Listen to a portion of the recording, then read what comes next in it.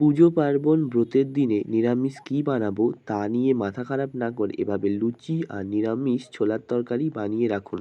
ছোলাগুলোকে সারা রাত ভিজিয়ে রেখেছিলাম। প্রেসার কুকারের মধ্যে ভিজিয়ে রাখা ছোলাগুলো দিয়ে ওপর থেকে দুটো এলাচ, লবঙ্গ ও তেজপাতা দিয়ে পরিমাণ মতো জল দিয়ে দেবো। সামান্য লবণ দিয়ে প্রেসার কুকারের মধ্যে ছোলাগুলোকে খুব ভালো করে সিদ্ধ করে নেব। এবার লুচির জন্য পরিমাণ মতো আটা নিয়ে তাতে পরিমাণ মতো লবণ, চিনি ও সাদা তেল দিয়ে ভালো করে মাখিয়ে নিয়ে জল দিয়ে ভালো করে মেখে একটা নরম ডো বানিয়ে রেখে দেবো। অন্যদিকে একটা বাটিতে হলুদ গুঁড়ো, লঙ্কার গুঁড়ো ও জিরের গুঁড়ো নিয়ে পরিমাণ মতো জল দিয়ে একটা মশলার পেস্ট বানিয়ে রেখে দেবো। কড়াইতে তেল দিয়ে ওপর থেকে আদা কুচি ও চেরা কাঁচা লঙ্কা ফোড়ন দিয়ে বানিয়ে রাখা মশলার পেস্টটা দিয়ে খুব ভালো করে কষে নেব।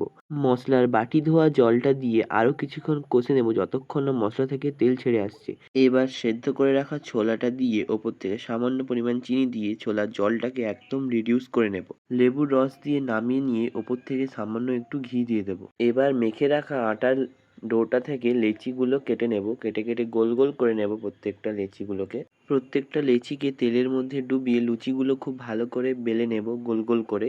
এভাবেই আমি প্রত্যেকটা লুচিগুলোকে আগে থেকে বেলে থালার মধ্যে তুলে রেখে দেবো। কড়াতে তেল গরম হলে একটা একটা লুচি তেলের মধ্যে দিয়ে এভাবে এদিক ওদিক উল্টে পাল্টে ভালো করে ভেজে তুলে নেব। প্রত্যেকটা লুচি এভাবে আমি ভেজে নেব। দেখতে পাচ্ছ কীভাবে ফুলকো ফুলকো লুচিগুলো ভাজা হচ্ছে। এবার কি প্লেটের মধ্যে লুচি আর ছোলার তরকারি নিয়ে বসে এনজয় করে খান, কারণ পেহলে খুদ টেস্ট করে बाद में दूसरों को करवाए।